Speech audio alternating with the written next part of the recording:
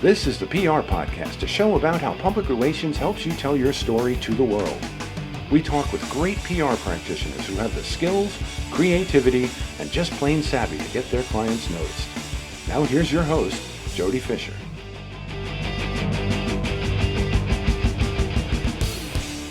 Hey everyone, and welcome to the PR Podcast. I'm Jody Fisher. Thanks for joining us. Well, we're sending out a PR podcast plug this week to Jerry Barmash, the editor for Patch in Nassau County on Long Island. Now, Jerry's been a guest on the show. I work with him a lot. I pitch him stories, and he's a friend. But he's just published his first book, Here Now the News, an inside scoop into New York's best-loved anchors. Now, if you love the behind-the-scenes antics, and I used to work in a newsroom, there are antics that go on. Let me tell you, there are antics.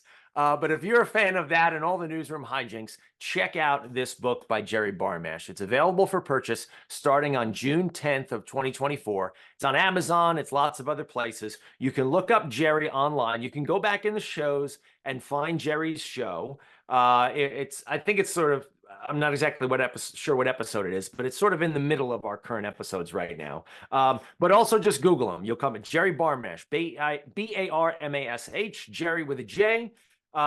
Look him up, buy that book. It's a lot of fun, and we wish him a lot of luck. And congratulations, we're giving him a PR podcast plug this week. Now on with our show today. Let's intro our terrific guest.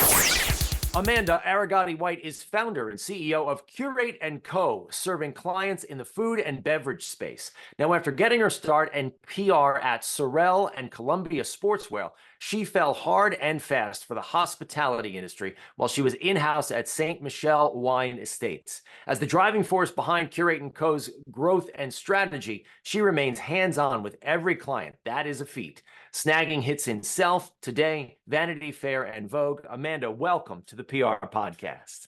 Thank you so much for having me and for that great intro. Oh, you're very welcome. Tell us about this love affair you have with food and bev and hospitality. How'd you get into it? How'd you get bit by the bug? Yeah, it really happened when I started at Ste.Michelle Wine Estates. So as a lot of people may or may not know, Ste.Michelle Wine Estates owns quite a few brands. So it was almost like working within an agency where you were working up from one brand to another. One might be in the luxury tier, another might be more consumer facing, something you'd buy in the grocery aisle. And I just fell in love with the fact that for wine, the winemakers were part scientists, they were part farmers, they were part artists. It was this really interesting melding of these different categories that I never really knew existed, and it opened my eyes to then working with chefs and restaurants and then food producers. And so it opened the doors and, and really got me to start Curate Co. It is a really interesting industry. I was telling you before the show, I have one restaurant client. I've worked with a couple over the years. I am by no means the expert that you are. It is also, I'll say, and I'm saying this politely, it's a volatile industry in that brands and restaurants and all can come and go very, very quickly. How do you keep up? And I'm sure the trends fluctuate as well. How do you keep up with everything? And how do you get dug in with a particular client, whether that's a wine label or a restaurant or who? How do you dig in and get them started and get them ramped up real quick? Yeah, it's a great question. I think, when we first start with a new client, we are storytellers. No matter what service or scope we are working with them on, we start with the story. And a lot of that is human driven. It's that human connection. Who are the people behind the brand? What is the core story?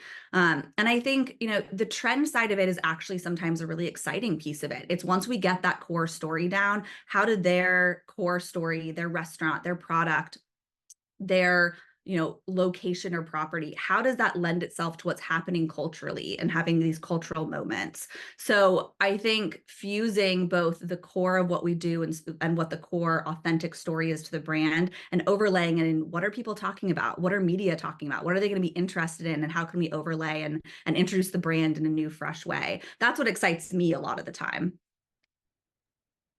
It is probably really challenging to be that storyteller because, and again, I'm painting with a broad brush and I'm going to make some inferences, but like, I would imagine that a restaurant is either we want to be the height of luxury or we want to be family friendly, or, there are boxes, right? Just like anything else. how do you get a restaurant client, as an example, to be the thing they want to be, but kind of step outside of that box to differentiate themselves and to really play up their uniqueness? For us, it's a lot about segmentation. It's owning what they are. So let's say they are that family-friendly space and they want to be known, or they want to reposition a bit more in the luxury or high-end date night spot, or the celebratory spot.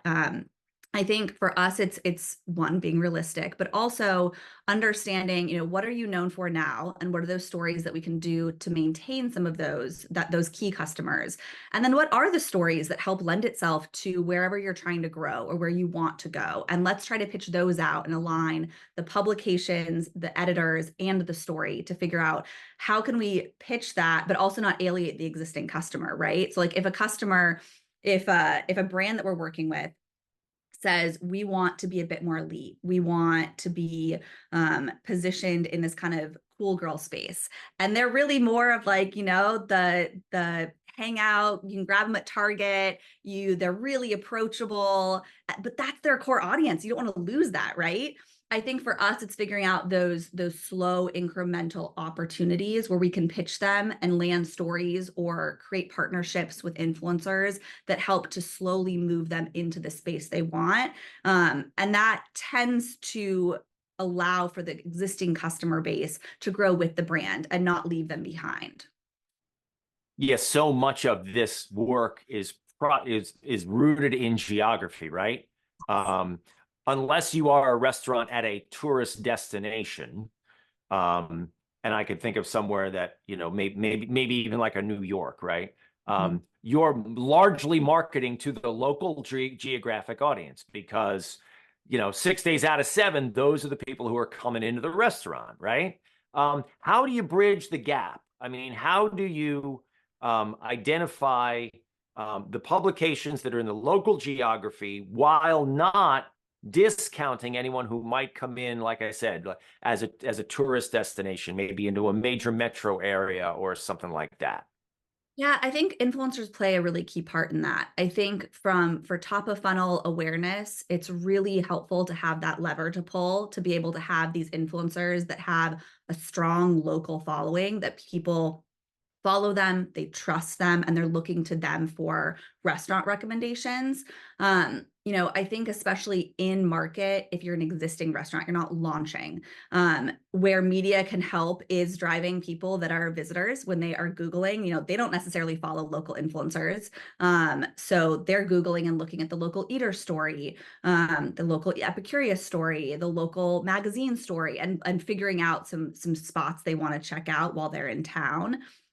So it's a balancing act of making sure that when the larger publications that are, regional or locally known, when they are doing those top restaurants for insert family dinner or for brunch, that you're a part of that consideration set. But also turning on the lever of influencers for, new menu items, which a lot of time media don't necessarily want to cover. They're not interested in that, but influencers are. They'd love to come in and show, up close and personal views of the new cocktail or the new brunch item. And so that's one way in which we've accomplished that and overcome that type of challenge. Yeah, you opened it up with influencers, right? And they might even be more important than food critics at this point, because they're the new critic, right? Yeah, and you can have one critic from the main local paper or whatever the case may be, and they'll review you once in maybe 5 years. But you've got this endless stream of influencers or creators or whatever you're going to call them these days. And you can just have a parade of these folks coming into your place, right? How much stock do you put in connecting with the right influencers for the establishment? It takes a lot of time and effort, and we spend a lot of hours to find the right influencers, because I think because influencers' role has become pretty influential, especially for restaurants, but also for brands and CPG and wine and beverage. finding the right influencers who allow the brand to reach the right audience, but also aesthetically. Like a lot of the time, one of the secondary goals of partnering with an influencer is that they are creating content for the brand. And so, whether it be, a trade with the influencers of, hey, we'll host you to come into the restaurant, or, hey, we're going to send you product. Plus, sometimes there's monetary compensation and long contracts that we're working with. Whatever that background and scope is, a lot of the time, those influencers are creating content that then the brand can repurpose. So we need to make sure that that influencer's audience fits the client's audience, and also that their aesthetic fits the aesthetic of the client, so that they do have that added value of being able to repost the content and have it look good in the feed or have it look good on their website, depending on how they're co-promoting it. What's your experience with, you mentioned monetary compensation for influencers. I know that everybody's got their own version of what they do, right? And some want to get paid plus the experience. Some are just happy to have the experience and maybe bring a few friends, whatever. It's one-off. I mean, are these one-off relationships and sort of one-off, I don't want to say contractual, but you get what I mean. Like, is each deal unique? Definitely. For us, it is. That's how we typically approach it. And I think it depends on the influencer and it depends on the product. Most influencers, as they increase their following, are going to ask for compensation. This is, both a hobby and a passion, but also it's a business for them. A lot of influencers, as they get over the 25, 30, 45,000 followers, we're seeing them even get agents. And so there's even an in-between where it's crossing between content creator and celebrity, where we now have agents and entire influencer agencies that are representing influencers that we have to work with. And a lot of time it's great. We get to collaborate. We have other people that are, working towards a specific goal, but influencers are pricey. And I think that's something that, unless you're a restaurant, restaurants, I think, are the one exception to this, because they can have this really unique experience and it's a localized experience. With brands, it's a pay for play. You have to align with the influencer and make sure they're interested in the product, but you also have to have the budget to justify an influencer campaign. Yeah, let's talk about how someone getting started. Let's say someone is opening a restaurant and maybe they don't have the budget to hire a you or a me, but they want to start getting out there. Is it as simple as sort of, going through Instagram and offering influencers to come in and experience the cuisine? Is it easy? Is it easy as that to get started?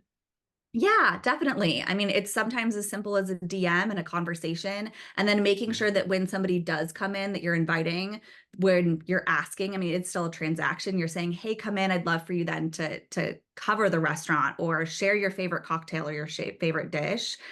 I think it's also making sure that the expectations are there of, hey, I'd love to host you, but I'd love for you to post at least once, or I'd love for you to post in stories while you're there and following within the week. Having some parameters, because it still is, you're investing your time and energy as a restaurant owner or a GM. You're also investing money into hosting them and giving them this great experience. There needs to be a concrete result that you can see after it.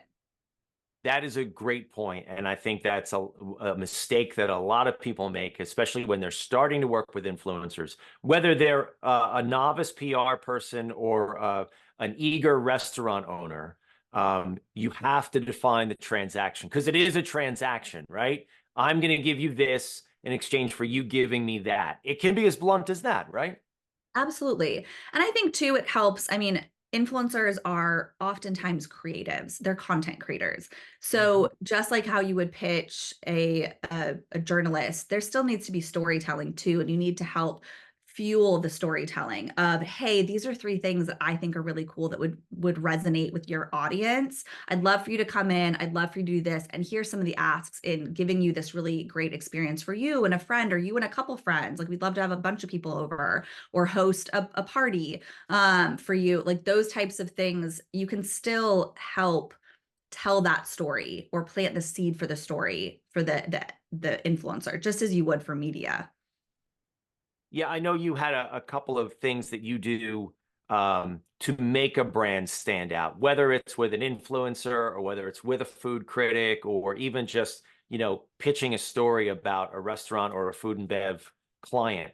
What are some of the ways that you help find what's inside the brand and how to make that brand stand out? We talked before about, the differentiation, but are there things that you go back to maybe over and over again, sort of like game plans that you go back to say, here's how we're going to do this? For us, we spend a lot of time getting to know our clients, whether it be in person or Zooms, calls, like really getting to know them and getting to know the brand, doing taste tests if it's, a CPG or a beverage brand, visiting the restaurant, talking to the servers, talking to the bartender, like understanding all of the unique facets of the business. Because like I said earlier, at the end of the day, we're storytellers and we're coming in, we're new. Maybe we've, tasted something or been to the restaurant, but we need to understand intimately the stories of this establishment to then be able to understand the opportunity there. And at that point too, a lot of the time when we're thinking about taking on a new client, I want to have a deep dive with the founder or the maker or the person behind the brand to understand, is this something I would recommend for PR or influencers? Or should you go the advertising route? Because I think intrinsically, in order to do this well and in order to have great results, there needs to be a great story. And we can help craft that, but we need to understand what the basic, authentic, starting point is. And then we can grow and have, new partnerships or have media come in that are really excited about whatever that is. But it all starts with the story. And it's probably really experiential too, right? I mean, whether you're in a, 3-star Michelin or you're in the burger joint down the street, everybody goes in there. Yes, they're looking for food, but they're also looking for a particular type of experience, right? So much of what you must publicize isn't on the menu. How do you find those stories? So true. I mean, even like the burger joint, right? Where, maybe there's an amazing farm that they partner with and have partnered with for 10 years where they source the beef, or they work with a local baker that they, went to high school with and they help start the business. Like there's so many intricate stories that you don't know until you start asking and until you start getting to know the people behind it. And I think then it's from there, when we understand the story, that's where we can have a really honest conversation with the potential client of, hey, here are the levers we would pull and here's what we think would make sense for you. Because influencers isn't always a great option for somebody, especially when budget is tight and they need to have, they have specific goals and they don't have the budget to support influencers or the bandwidth internally to be able to actually create a special experience for somebody coming in. And those are all things that we need to understand before we can provide a clear recommendation of, here are the things you should do, and these are things we think would move the needle for your brand. I've got to imagine too, knowing the few restaurant clients that I have worked with, wonderful people, but they all, to my ears, have a really defined idea of what they want to be or what the way they want to be perceived. Have you ever had to work with a client and talk them out of the way they want to do it because that way isn't going to work as well as the way that you're going to suggest, and being the professional coming in, analyzing their business from the outside, saying, hey, if you take that story and turn it a little bit differently, this is going to be better for you? Yeah, we've definitely had to have some difficult conversations. And I think a lot of it too is it's a timeline, and I'm readjusting somebody's expectations where, we've had a restaurant client come to us and say, I want to get a James Beard Award.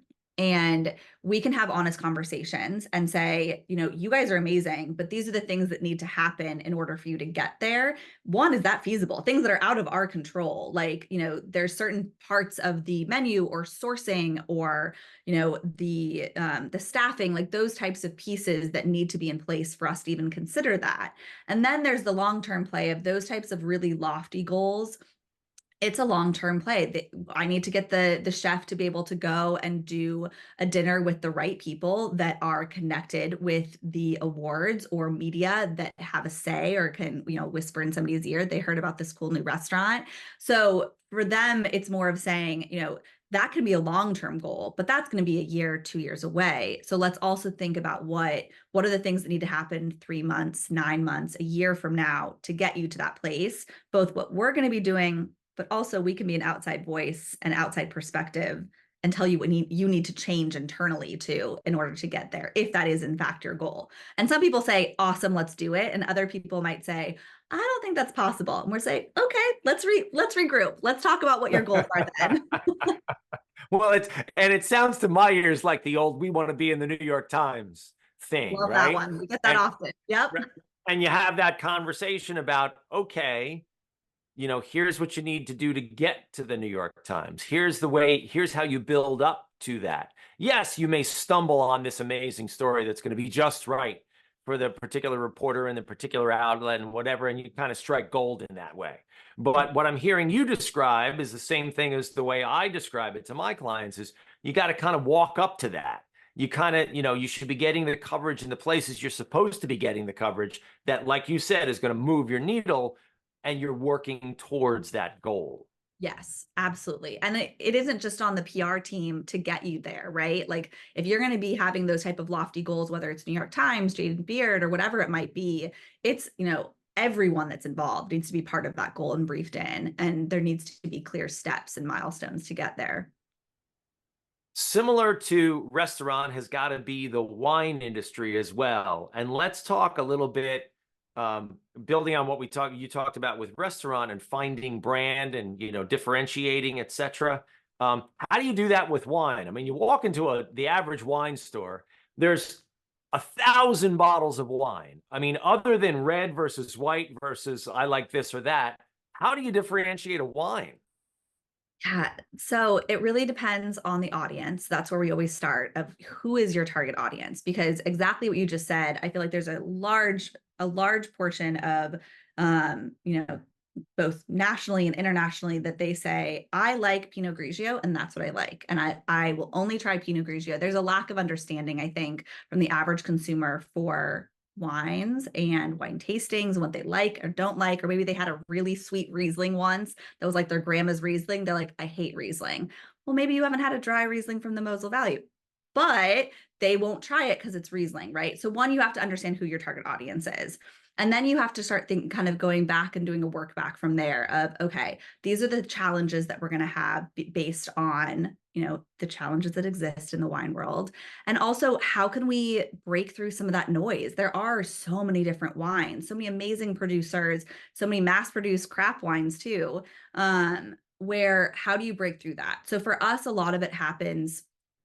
And one of the challenges too is that you have people are predominantly buying something in person. We're not at the place like where the fashion industry, where people are so used to purchasing things online. D2C for beverage is still very, very behind fashion or tech. And so we can create this digital ecosystem and this digital brand, and we need to be able to also connect it when they're purchasing. So I think for us, it's something that we always try to have our brands and our campaigns be something that breaks through that noise, that leaves a lasting impression, and also reminds people of not only the brand, but also what they're going to experience when they open the bottle. Because I think it's intrinsically different than, I saw a beautiful dress, I'd like to purchase that. I can see it on the model, I'm going to try it on. You can't digitally tell somebody what it tastes like. I mean, you can tell them, but they can't really experience, and everyone's taste is a little bit different, right? So for us, we try to create these really remarkable campaigns that break through that noise and create some lasting brand recognition. So when they're walking through the aisle of the grocery store and they see that brand, like, oh, I remember that brand. They did something with so-and-so, or I saw them in the New York Times, or I saw them here, that type of thing. Is there, winding up this conversation, which has been terrific, is there a go-to tactic that you have to either get the ball rolling or to get someone over the goal line? Or is there something fun that you love to do with a client that just produces that chef's kiss kind of result? Yeah, I think, and you mentioned this earlier in our conversation, but when we can fuse PR with also working with influencers or a spokesperson and social, when we have those three, I think that that's when we really create some magic. And that's where I feel like we really start moving the needle in a big way. Because, like, for example, we work with, this isn't a wine brand, but we worked with with Colavita. They're a premium Italian pantry staples. You've probably seen like their extra virgin olive oil in the grocery aisle. We worked with them for this campaign. We partnered with Jess King, who's a Peloton instructor. And this was like circa 2021, where Peloton was at the all-time high. And Colavita's background had this really authentic partnership and sponsorship for years with pro cycling teams, with cycling nonprofits. And with 2021, everyone was cooking at home. They were working out at home. Nobody was like doing their normal thing. So we partnered with Jess to create some really interesting recipes where we could then take those recipes, pitch them out to PR contacts. So we landed her recipe in Shape and in Eating Well and a couple other things. And then we could also repurpose that on social, and we could put money behind it and do an ad campaign to try to drive traffic to the website. So it was this multifaceted campaign that used, essentially a couple pieces of content, a couple recipes, but we were able to touch multiple audiences and also multiple different placements for it as well. That is super smart. And I'm a big fan of that, multi-use, single piece of content, multi-use application philosophy, because it works, right? And you've seen it up close and personal. It works. That's great. Jess King, by the way, also my go-to Peloton instructor. I love her. I just love her positivity. And it's a lot of fun. I'm a little jealous you got to work with her. That's pretty cool. She was great. Well, Amanda, this has been a great conversation. Thank you for sharing your knowledge here. We are going to pivot now into the rapid fire question portion of our podcast. This is where we steal a page from inside the actor's studio, ask our guests a series of rapid fire questions meant to elicit a simple answer, maybe a laugh or two. You're coming to us live from Boston today, so let's get a little Boston flavor in here. And Amanda, rapid fire question number one for you. What is your favorite news source? Oh, I think my favorite is Cherry Bomb Magazine for food and beverage, especially for women. But I also love the Wall Street Journal for just like go-to news. Got to get it. Okay. Rapid fire question number two. What's your favorite social media platform? Instagram. My millennial is showing Instagram. Nah, that works for me. All right. Quick thumbs up, thumbs down. Threads. Thumbs down. Yeah. It didn't catch. It had like that moment in the sun and it was just gone. Yeah, it's gone. All right. I'm with you. Rapid fire question number three. Coffee or alcohol? Wine. Ah! All right. Now, like I said, Boston, if you drink coffee, Dunkin' or Starbucks? See, I'm a West Coast girl. I was born and raised in Portland, Oregon, so my West Coast is showing Starbucks. Okay, there you go. All right, I'm down. Rapid fire question number four. What's your favorite on the run food? If I'm out, Sweet Green is like my go-to, but I also have started making these really amazing like energy balls from dates and peanut butter and flaxseed. They're fantastic. So I always pack those when I'm traveling. Nice little homemade action. I love that. And rapid fire question number five. What do you want to be after you finish this career? I think I want to start my own winery or own beverage brand. I'm not sure what that would be, but that's a pie in the sky dream. Well, I think you've got the background for it for sure. That sounds good. True. Well, Amanda, this has been a great conversation. Again, thank you so much. Please let people know how they can find you online. Absolutely. So you can follow along at Curate Company on Instagram or visit us at curateandco.com. Wonderful. We'll look you up. Amanda, thank you again so much. And thanks everyone for listening. Please remember to subscribe to the show. Connect with us on Facebook, Twitter, Instagram, and TikTok at The PR Podcast, and send us a question or a comment. Our intro is by Christopher Appold. You can find him and his fantastic photography on Instagram at Christopher_APPOLDT. Check him out there and hire him for all your photography needs. You can find me online at Jody Fisher on all the socials and on the web at jodyfisherpr.com. We'll see you next time on the PR Podcast.